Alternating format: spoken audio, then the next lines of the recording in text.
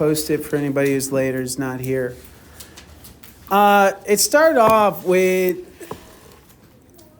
looking at this idea of a null hypothesis versus the alternative hypothesis.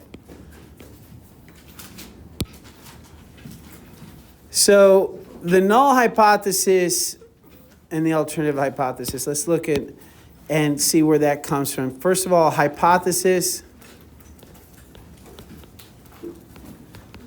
is a scientific guess, as everyone says. It's so annoying that people say it, but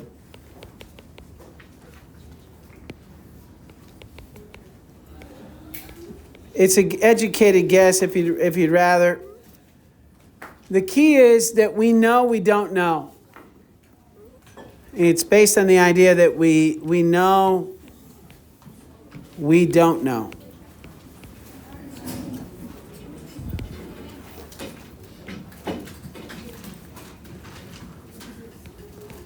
Not only do we know that we don't know, take your headphones off your heads. Thank you. Can notice, take your headphones off your head. Thank you. We know we don't know. It's a scientific guess. And the last thing we know is we can't prove anything. Everybody's always looking for for someone to prove something. There's no way to prove anything. Can't prove something doesn't exist. Prove to me Sasquatch doesn't exist. Prove to me aliens don't exist, people will say to me. I can't. There's no way to do that. Prove to me they exist. Can't do it. Thank you. What about building the pyramids? Prove to me who built the pyramids. I don't know. No way I can do it. Were they built? Prove to me they were built. Prove to me that the pyramids were built and they didn't just pop out into existence.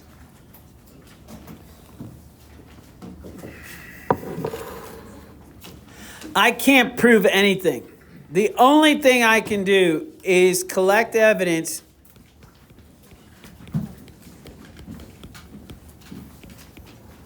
if I'm going to be 100% honest, as a scientist, right? Not as a religious person, not as a person in church, which is what I am as well. But as a scientist, I can't prove anything or disprove anything. All I can do, I can disprove something. But I can't prove a thing. I can only disprove it. In other words, if I say, how many times do I have to throw, and this is something I used in 9th grade, I use it every year, all the time. How many times, if I say everything that goes up comes down, how many times do I have to throw it up? Can I have that phone, can notice? Yeah. Thanks. How many times do I have to throw it up to prove that every time I throw it up, it's going to come down? Huh?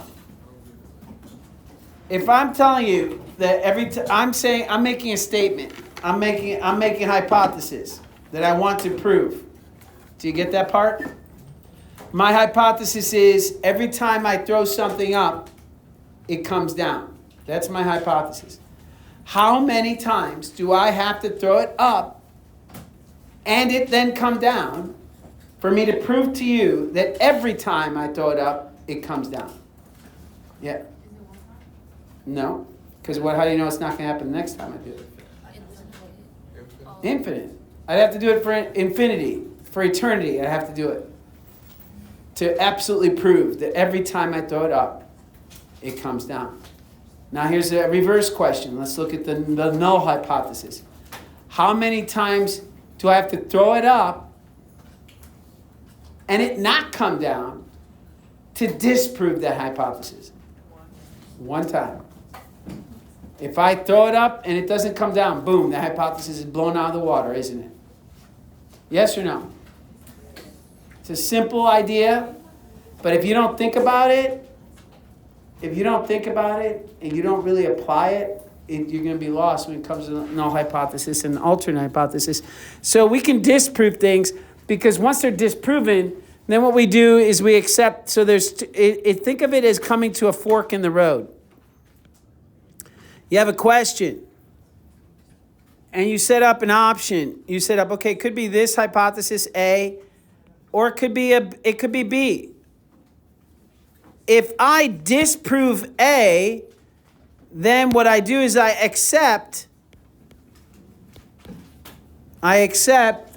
the probability of B. I haven't proven B. I never said that B was the answer. I haven't said I proved B is true. I didn't do that. What I did is disproved A. I said A can't happen. It's unlikely, or it can't happen. I'm done. I'm going to go ahead and choose B. You're choosing the best answer. That's what you're doing with statistics. That's what you're doing with the null hypothesis and the hypothesis.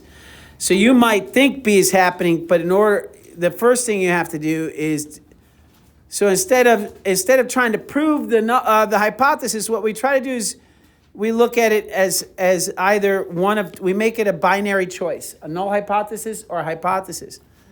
So if we say there's no difference between salary of factory workers based on gender, so let's say you're working at a factory, and you're like, gosh, as a woman, my friends and I, we females, we're making 10% less.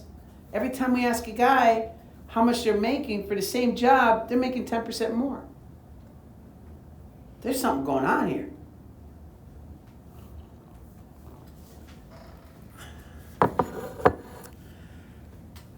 So you might think that that's true. So what you do is you don't try to prove that that's true, because that would mean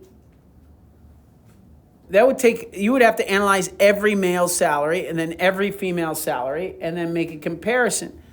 But what you could do is you could look at the null hypothesis. There is no difference in salary, because then just one difference in salary lets you know there is a difference, isn't there?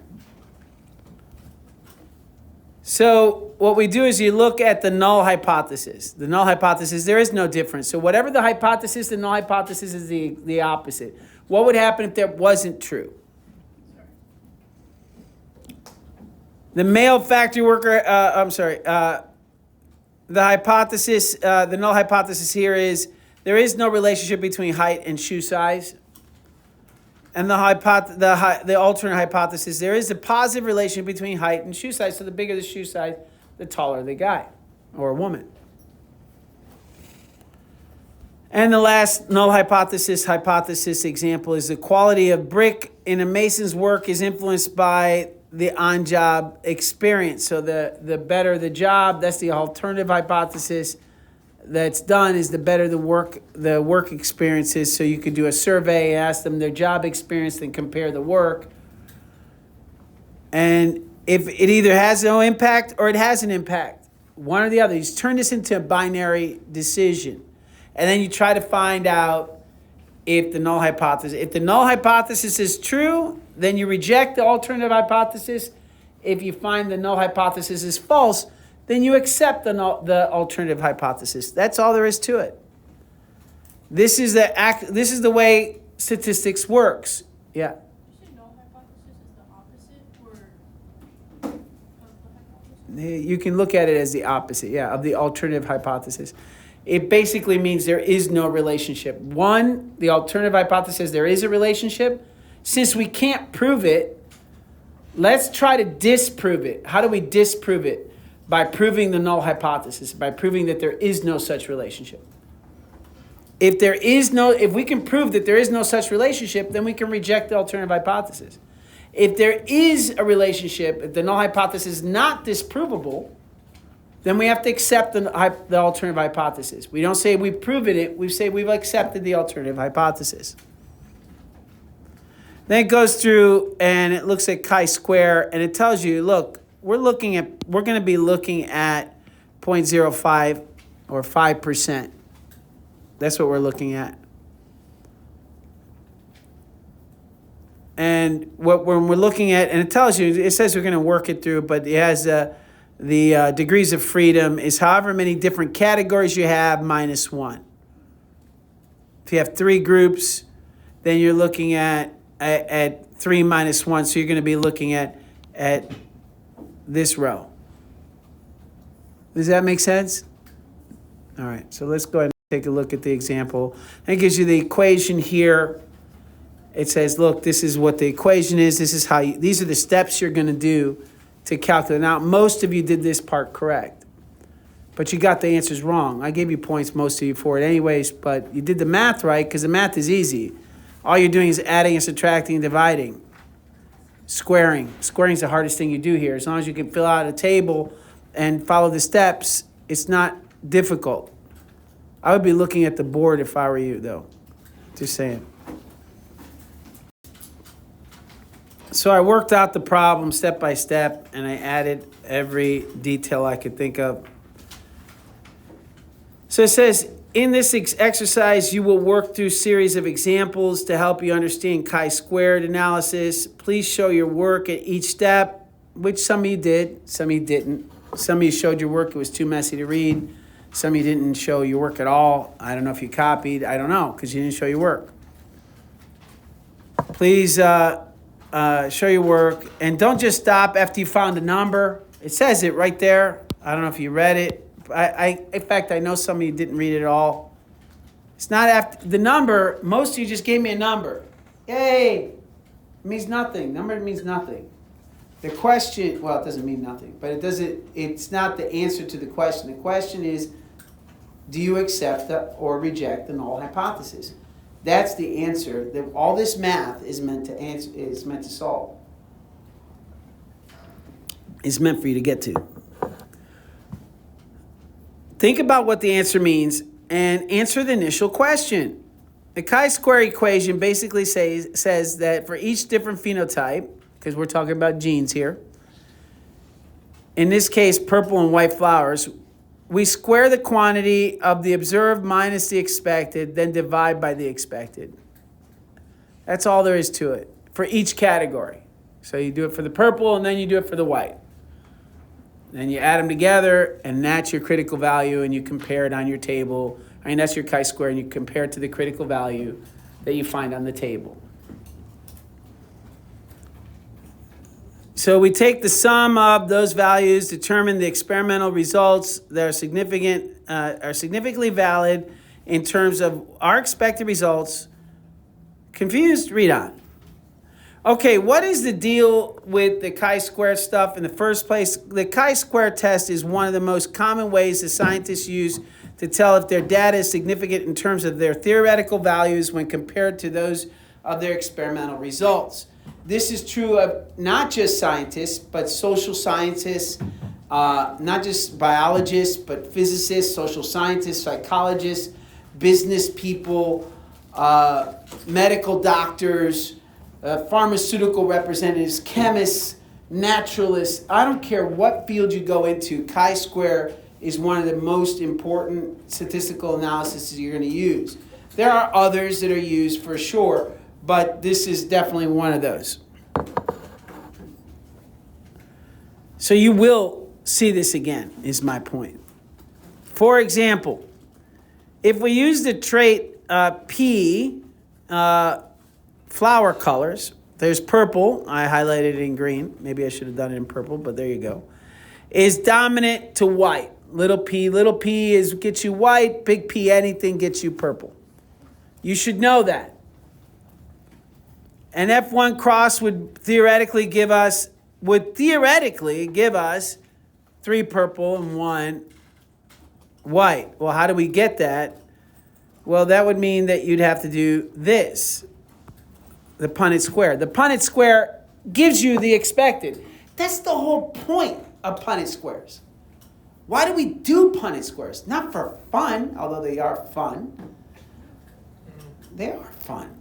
They're like little puzzles. I see you guys working little word puzzles. Well, you guys like the word find. You don't like crosswords. You like word finds. Punnett squares are easy.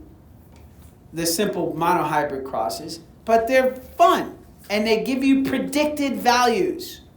That's the key. This is predicted. This is what we expect to find.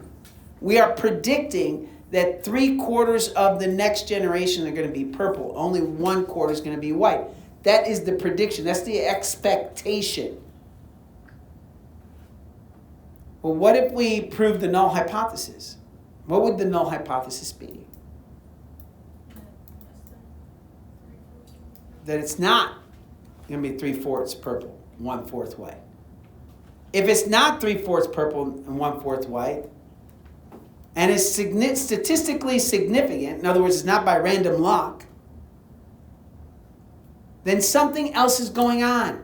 What did I say? What was going on? No, I don't know what's going on. But something that's not this, so it's not dominant recessive, or the parents are not heterozygote, I don't know, but it's not this. Does that make sense? So we're looking at the null hypothesis to try to figure out if we accept that this is a heterozygote cross. So it says, for example, if we take three, blah, blah, blah, and here are the results. Now it says here, what I wrote as I was reading this is numerous students came and asked me, how do I know what the theoretical value was? It's the Punnett square. Is that clear? The expected value on the table, this column is found by looking at the Punnett square, or the dihybrid cross Punnett square, or some theory, some information that you know has to be. All right. For example, you say blah, blah, blah. All right, so then they tell you the results are, and they're in the table here. I'm not going to read it. The table summarizes the results. The observed are here for purple, 618. For white, 191. The total's 809 for observed, so the total's 809. So here I said the key here is, what does the number mean? That's the first notation I made. That again, many of you did not write. I actually wrote that. Many of you wrote a number without thinking what it means. Some people copied the numbers, but again, don't understand what it means. Okay.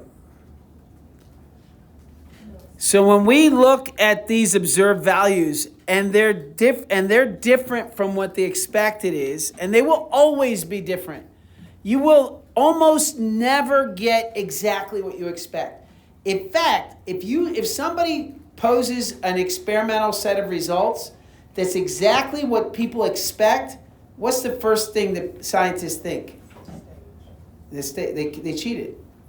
And that's the first thing that comes to their mind. They should never, there's always some variation. If there is no variation, either it was perfectly done, which no one can imagine, or something else is going on, which includes the possibility of cheating. Scientists do cheat, and they get caught all the time because they're human beings. All right. So, of the 809 plants, we expect 75%. My question is, why do we expect 75%? Because of 3-to-1 ratio. So let's do the math. I'll just come over here and let's do it. In genetic crosses, we use what we know about meiosis and inheritance patterns to determine the expected value. This is why we do a Punnett square and study meiosis. In this example, big P, little p, cross with big P, little p. How did I know? They never told me that in the problem.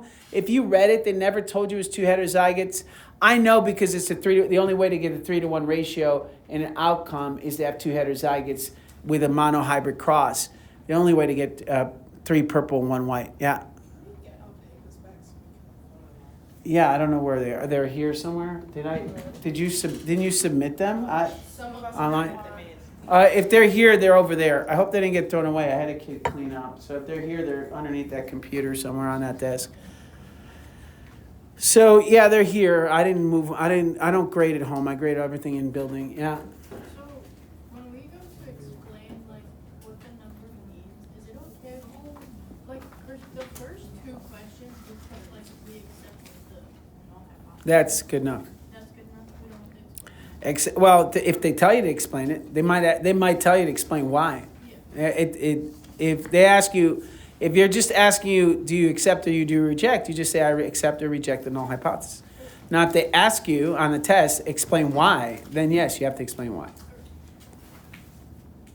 The theoretical, 3 to 1. So why 3 to 1? Because when we do the Punnett square, 3 we would expect to be purple and 1 white. Well, what does that mean? That means, well, we observe this, and I got this from the table, 618 purple, 191 white. This is what we observed in white, and this is what we observed in purple. What do we expect? And by the way, that comes to a total of 809. What do we expect? Well, how do we find the expected? Well, 3/4 should be purple, as we just said. What does that mean? 3/4 of what? 3/4 of 809. 3/4 of the total. Did you find your answers? Yeah. 3/4 of 809, which is the total. That's also a common problem for the kids have. They might know it's 3/4, but they'll always ask 3/4 of what? Of the total. Total number of progeny, you'd expect 3/4 to be done. 1/4 should be white. 1/4 of what? 1/4 of 809.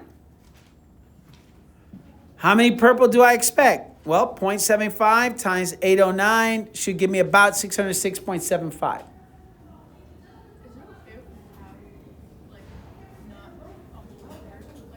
I mean, in real life, no. But mathematically, I don't round up until the end. I don't round until I'm sure I know what's going on. Because I don't know what kinds of answers, what kinds of questions they're going to give me. But yeah, if you were doing this is real life, you're not going to count 606 and 3/4. You're going to choose 600, you'd expect 607. What that means, what that 3/4 means is that if you think about it theoretically, what it would mean is that you'd have to have a larger set of sizes, more babies to get a whole number, right? How many white, I expect 25% of what? 809. Remember the word of means multiply. I don't know if you remember that from algebra for word problems, but if you see the words of, that means multiply. So your expected results for white is 202.25. Notice that the two added together are whole numbers. All right, so what's the next step? I have to subtract observed minus expected. The observed minus expected, I do it, get 11. I expect that difference is 11.25. I have 11.25 too many purple. I have 11.25 too few white. This is easy because there's only 2 options, but when you have 4 or 5 options or 10 options, then the numbers can vary a little more. So I get 11.25 more purple, 11.25 less white than expected. Is this significant? Is 11.25 really that big a deal? Or could it have just been an accident? Like maybe I made a mistake counting, or maybe it just happened that something, some weird variation occurred. I don't know. Is it significant? Well, I have to do the math.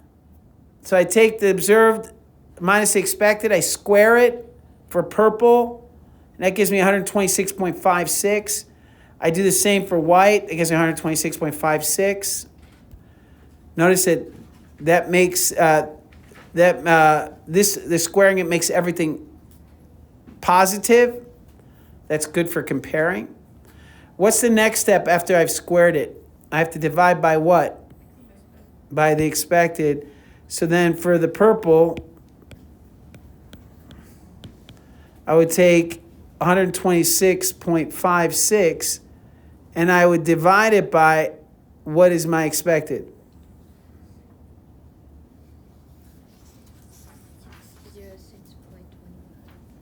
06.25, 606, that's right, 606.25. And what value do I get?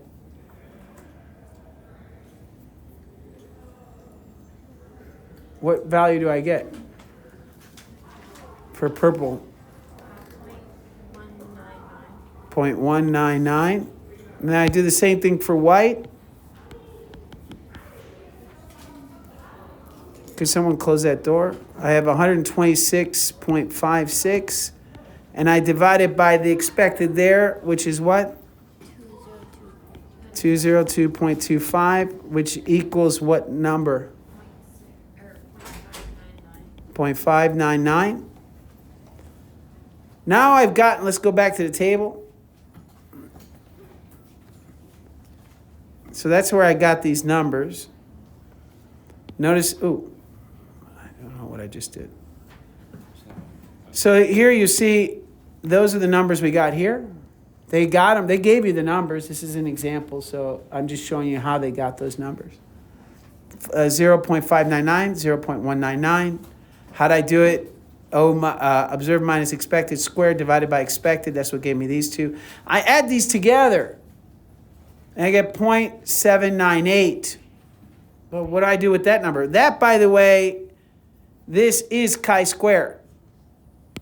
This is chi-square. I just calculated chi-square. That's it. Notice it says chi-square is the sum of this, the sum of these two. In this case, there's only two. Sometimes you have 20 of them. You have to add all 20, whatever. But this is chi-square right here. Okay? What do I do with that? Anybody? For the probability chart. I gotta go to the probability chart. So I take and I look at that point, what was it? Do you have it there? 0.1, what is it? Like 599. No. The chi-square, Like 798. 798. That's my chi-square. And this is not x squared. This is the Greek letter chi. I know those Greeks. Greek letter chi's. And it's they put a little square on it. I don't know why they put it. I don't know why they. I mean, obviously you're squaring it in the formula, but I don't know why they call it chi-square. But chi-square then is not. You can't take the square root of both sides and get chi. Is that clear? Chi-square does not. This does not mean that you can square root both sides and get chi. Chi-square is a thing. It's like a whole symbol all by itself. So don't try to take the square root of both sides here. But all right, so chi-square is 0.798. What do you do with that? Find the degree of freedom first. So find the degree of freedom. How many degrees of freedom do you have? One. Why one? There's only two variables. Two variables, two categories. So because there's two categories, 2 minus 1 is 1. So I'm looking at this row somewhere in here. At what percent probability do I want to look at? 0.05 or 5%. So our critical value, it's called the critical value. The number we're going to look at to determine whether it's significant or not, that difference is significant or not, is right here, is 3.841. Are we good with that? So is it bigger than, is the difference bigger than 3.841? No, it's not. So what do we do?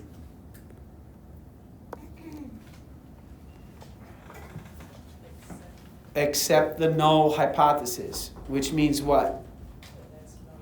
That the difference is insignificant. It's not important. It's random. It's due to random events that we don't know what they are. So we accept the alternative hypothesis for now, until we get more data that might contradict it or might support it. Yeah? So just 0.05 to the right, we accept it. You just don't worry about reading right or left. You just choose a column. I don't know why they do that, and sometimes I got that part. It's just like if it's 0.05 or 0.025 or 0.01, that's not. that's just, the other columns are for other purposes. In most cases, and certainly on your AP exam, if they give it to you, you're going to look at 0.05. Don't look at any other column unless they tell you specifically that you should. Is that clear? The 0.1 means you want a higher, more stringent, a higher degree of certainty. 0.05 gives you a certain level of certainty. It gives you 95% certain that you're correct, that your alternative hypothesis is correct, if you want to look at it that way. 95% of the time you're going to find your data within your theory.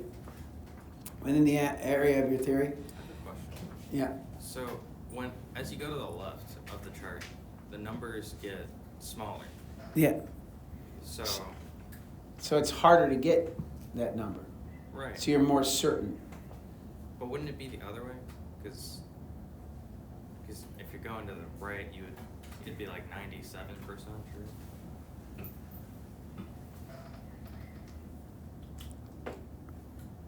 Oh wait, hold up. Maybe they're reversed. I don't know. I'm not sure. You see what I'm saying? These numbers look weird. Do you see how this is 0.1 and you see how this is 0.1? I think that they meant this to be 0.01. Okay. That's why. Wait, no, but because it goes from 0.05 to 0.025, so it's going down. So this has to, I don't know. This chart looks really messed up. But here's what I do know. 0.05 means that you're 90, that there's a 5, that your probability is 5% that the difference is significant. And that's low enough for most scientists to say, I'll accept 95% certainty, right? At this, I'm 95% certain. If, I'm just not going to even worry about like what's on here, but if it were 0.01, 0.001, then I'd be like 99% certain. That's more certain. Does that make sense? 0.025, what is it? 98% certain, right? Versus 95% certain that we're dealing with some random event. So the smaller this probability, the degree, for any particular degree of freedom. I'm not sure if there's a direct correlation between the actual critical value and so that correlation that you're noticing, shouldn't the number get smaller or bigger? I'm not sure. I'm going to say ask Mr. Taub because he actually teaches this stuff and he's a statistics teacher. Are we good? We're all good, yeah? All right, so let's go ahead. Let's look at the first problem. First problem says, what results? The following results are found examining corn kernels. I don't like that they don't tell you what's being crossed, even though you can figure it out, or you can just assume whatever you want. Here's the thing about this problem. In order to know the expected, you have to know what you're crossing. Otherwise, how do you know what to expect? Right? So when I graded this, all I did was I looked at and saw, what did you set up? I set up a dihybrid. So I set up a monohybrid. I set up 2 heterozygotes, right? 2 individuals. Now, if you set up a monohybrid, you'd have a different set of expectations. So I was looking to your expectations to match what you wrote.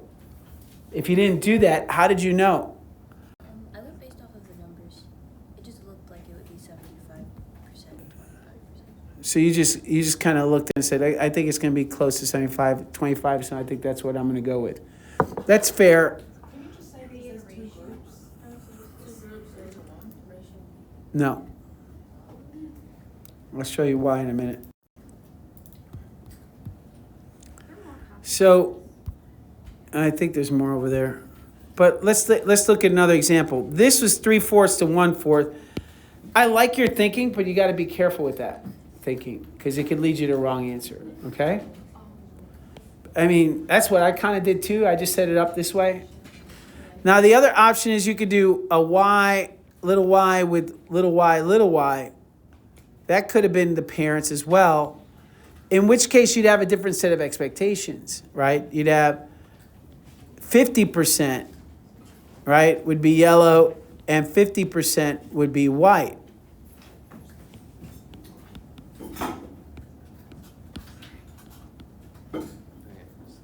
Right? They don't tell you what the parents are. And of course, the oddball one would be, and it would be the same if it were opposite. So the oddball one would be something like this, with anything for the other parent would be 100% yellow. So those are kind of the options I looked at when I did the problem. And I said, and when I was grading it, I said, well, if they thought it was 2 heterozygotes, then they thought 3/4, 1/4. I'm looking to see if they did the math right and did they make the decision. If they thought it was 50-50 because they thought this was going on, then I'd expect to see that and 100% that. So yeah, if you looked at the data and you said, well, it looks like it's probably somewhere around, it looks like 2 heterozygotes. I kind of looked at that. I did the same thing, but I don't want you to make that mistake. And Make sure we do look to make sure that our ratio. right, you want to make sure that you're expected. You're actually using the data given in the problem to develop your expected.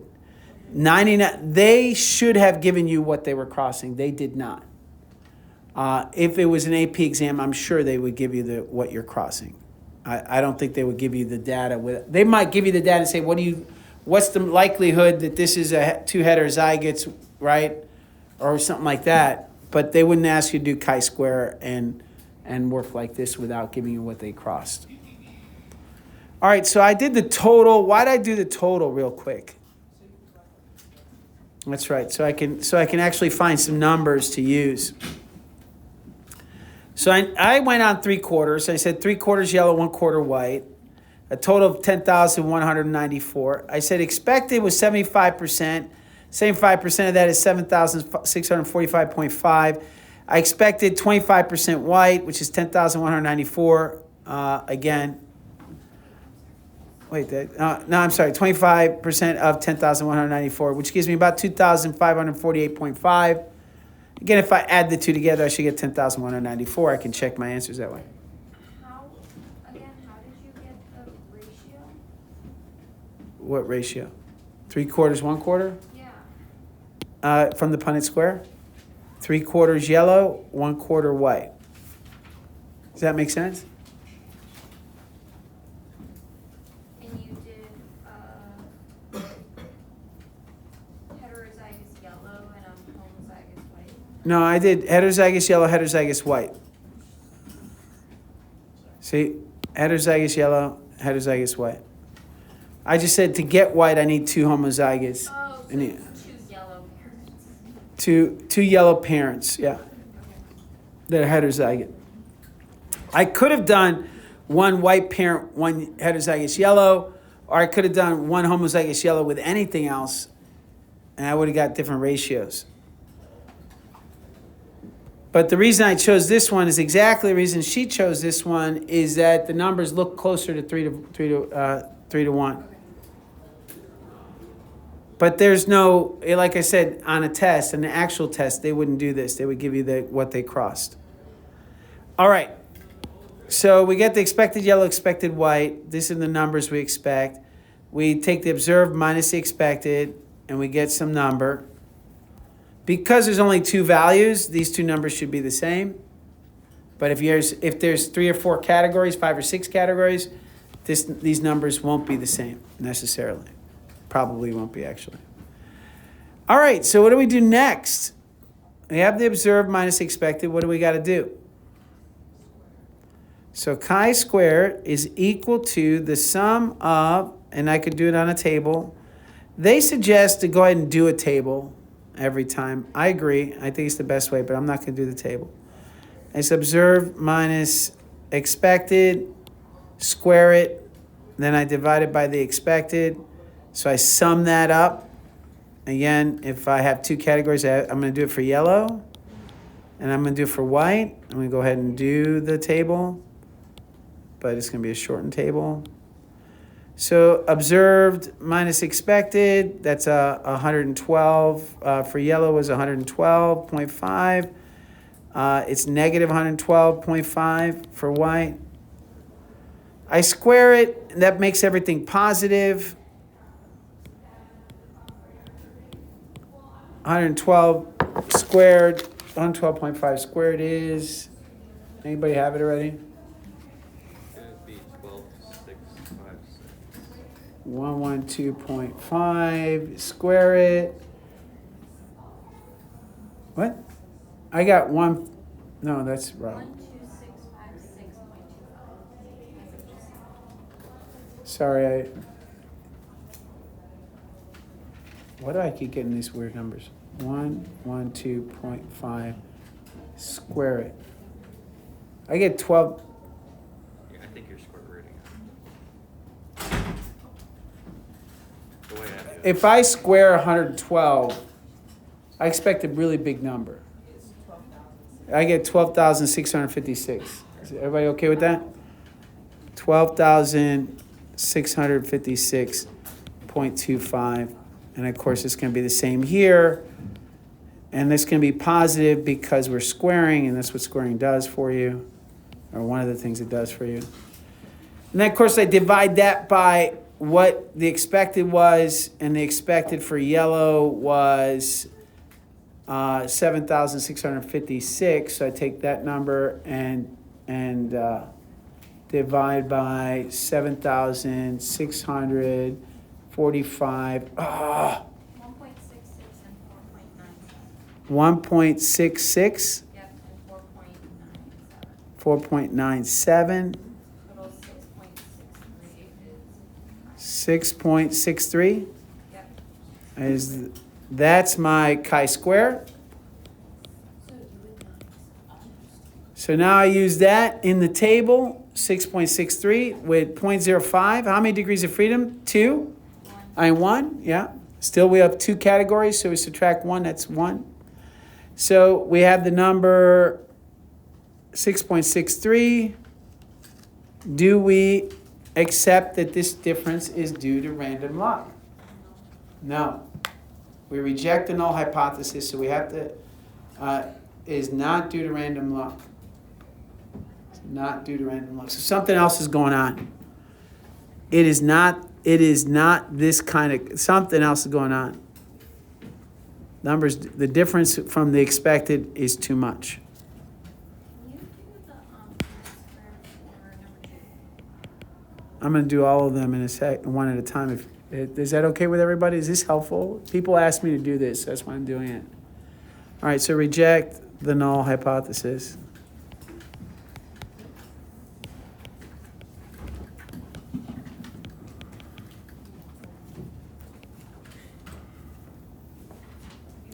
Means not due to random luck. And that difference means I have to find some other explanation.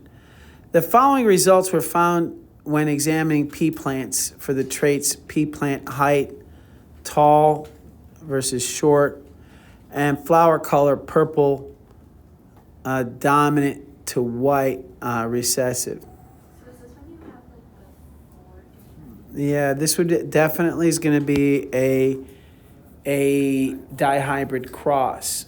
Now, you could do this 2 ways. I'm going to do them both ways, actually 3 ways. I'm going to do it all 3 ways right now. So we have tall is dominant over tall equals is dominant. Short is 2, you need 2 little t's for short. P, big P something is purple. And little p is white. Now, because of Mendel's law of independent assortment, because it's random, if we assume they're not linked, they're not closely found on a chromosome, then there's multiple ways of handling this. So the first thing is we ask ourselves, well, let's first find out what the parents are. They say,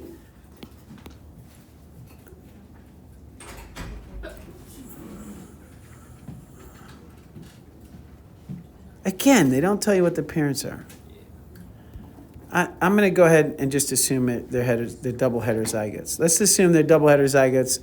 I'm going to do what she did earlier and say, look at the results. I'm thinking I have a number in my mind because I studied, because I paid attention in class. Let me give you the easiest way to find those ratios, the expected ratios. Because of that, my expected ratios, because I that's right, it's 9 to 3 to 3 to 1. So you can use that. Oh yeah, assuming they're not linked. Also assuming you have dihybrid cross, and also assuming that they're both heterozygotes. So you use 9 to 3 to 1. That's the easiest thing to do. The next easiest thing to do is do this.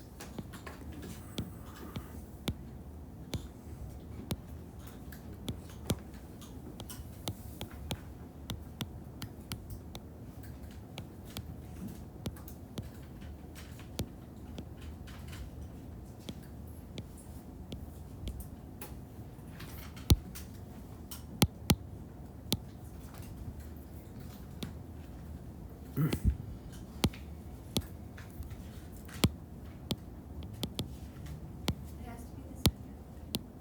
Thank you.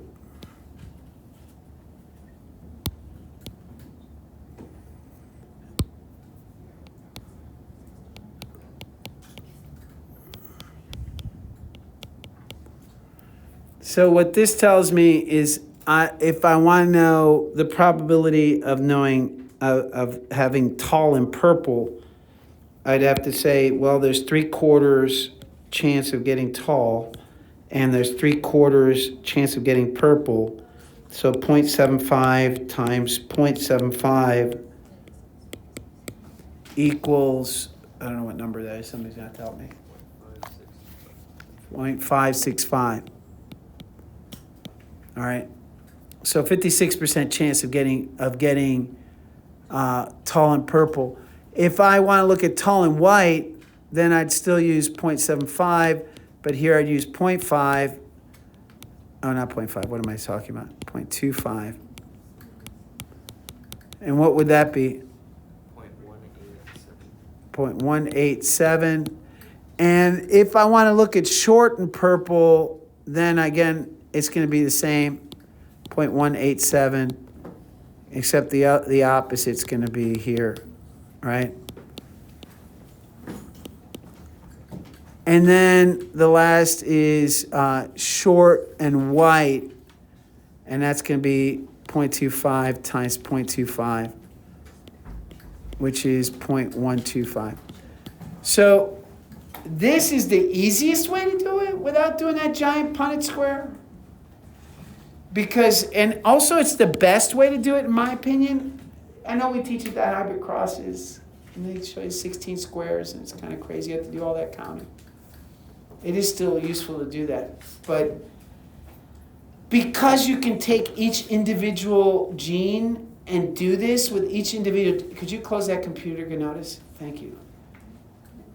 Because you can take each individual gene and do it, you can do this for a tri-hybrid cross and quad hybrid cross and quintuple hybrid cross. You can set up a computer program that will do the calculations for you, because all you're doing is multiplying the probability and then look at multiplying that total probability times the total amount of progeny. So this is very helpful. Does that make sense? Yes? Are we good? Did that help? Any questions about this? No? Okay. So to get 9 to by the way, if you look, 9 would be the biggest. That's why this is the biggest. 3 and 3 should be the same. That's why this is the same. And 1 should be the smallest, and there's the 1. All right. I wonder. I just want to double check before I make a statement and embarrass myself. So give me a second. 0.125 times. Yeah, what's this now? The bottom was wrong. Though this bottom one's wrong? 0.25 times 0.25. Yes, I'm sorry. I was thinking something else when I wrote it. 0.0625.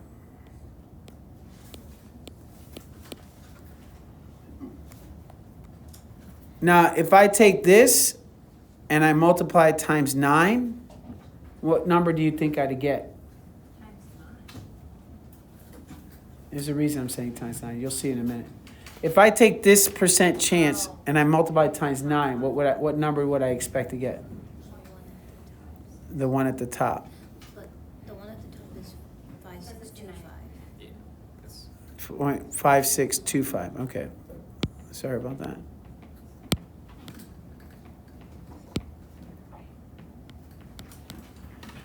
But did you see that? Because this, I expect this one to be 9 times bigger than 1, and I expect this to be 3 times. So if I multiply this times 3, I expect to get this. So they work out. The numbers work out is the point. Assuming your teacher doesn't make a stupid calculation error, but that's life. All right. So they said do the following results. These are the results. I expect to see these percentages here, and what I get are these. So now I have to go ahead and write down the expected. I have to do the total. First thing I'm going to have to do is add up a total. Are you kidding? Maybe draw a straight line might help. So they're still not straight, but I'll take it. 7542 plus 2616 plus 2532 plus 868 is 13,558. That's my total. And if I take that total and multiply it times 0.5625, 0.5625, and that should, what I expected, my expected for the purple is 7,626.375.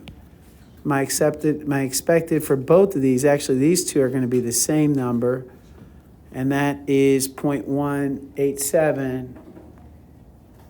0.187 times the total of 13,558, which is 2,535.346 twice. Why? Because I expect these two to be the same. And then the last one is 0.0625 times 13,558, which is 800. The last one's 847.375. So this would be the short white. All right, so those are the expected values. Did everybody get that? All right. And what was your conclusion for that one? You accepted? What was the chi-square value that you got? 3.62. And you had how many degrees of freedom? 3. And you chose to compare it to 7.815. And you said 3.62 is smaller, so you accepted the null hypothesis, and the difference between expected and observed was insignificant. All right, I'm feeling good about you guys understanding this. How are you guys feeling about it? It's just long. Yeah. It's long. I know. I don't think that. I honestly don't. I think if they did this, it'd be an FRQ. If they did this if they did this this would be part of an FRQ, and it would be. I think it would be great because you can do it. It might be long, but I'll take long and I can do versus short and I'm confused. I mean, any day. The only issue is you might make some mistakes, but honestly, most of the time with these FRQs, as long as you're on the right track and you're dividing and making sure you're writing down neatly what's going on and labeling and actually following directions and answering the question, you can get the right answer. It's not, the math is not that hard. I mean, I think everybody seems to agree that it's pretty straightforward. Anyways, those who are paying attention. All right, I don't think I need to go over the last two, do I? Well, unless you have something specific, I have. Is the third just a 1-to-1 ratio? The third. I haven't read it, so I don't know. The fertility. Well, let me read it. Sometimes it can get tricky, so let me read it. In fertility clinic, where in vitro fertilization is used, it is said that clinician can increase the chances that a girl or boy is conceived. So they're saying they can increase whether you get a boy or girl. I don't know how they're going to do that, but that's interesting. There is a way we can do it, actually. It's interesting that the viscosity of the vaginal fluid actually tends to make a difference in the sperm's motility. It turns out that the sperm carrying the Y chromosome, I think, can travel through the more viscous fluid than the X. I think that's true, something like that. So it's interesting that can influence. That explains why in some families you see a lot of boys, in other families you see a lot of girls. And a lot of times people are like, oh, it's the woman's, the whole Henry VIII, it's the woman's fault, when it really was the man. It's a random chance. It's not as random as people used to think, is my point. The sperm's ability to swim through the fluid can be different if it's a male X chromosome or Y chromosome. Or at least that's one study I read. That might not be true anymore. It's been a long time since I read that. All right, so anyways, use the chi-square test to see if a gender of babies born from clinics efforts fall within the natural expected boys and girls. The naturally expected is 50-50. Again, don't just find the number. Rather, think about what the number means. The clinic manipulating gender outcomes, or is the outcome within the expected statistical means? 897. You have this total. They're obviously not equal. But is the difference significant? Well, you'd add up the total, 7, 10, 9, 17. The total 1707, and you just do the rest of the math there. Is it What? 1-to-1 ratio? Yeah, it's 50. You'd expect 50-50. The expectation is 50-50. The expected results would be what's half of 1707? 853.5 each. And no, I don't expect to be half a person. These are statistical numbers, so don't get confused on that. So that's what I expect, males to females. And what was your conclusion? You don't accept. They don't accept. So there is a difference. There is a significant difference. Is that right? So the clinic is able to actually make a difference. Although I would argue it's not that really. Is it worth going to a clinic if you're only getting that much of an increase? First of all, is it that important to you? You have to have a boy, but even if it is it making that big a difference? I don't think so. All right, so we're good then? All right, so for the rest of the period, I need you to go ahead and make sure you turn in anything that you're missing so I can put I want to put grades in before we end today, before I leave today. Next period, I want to put all work in. Anything you're missing, turn it in. Work on it now. Get the answers from someone else. Figure it out. Ask me questions. Whatever you need. Just let's get it done. Grades are due next week. Next week we're on spring break after Friday. I want to get that done. If you turned it in online already, I will grade it next period.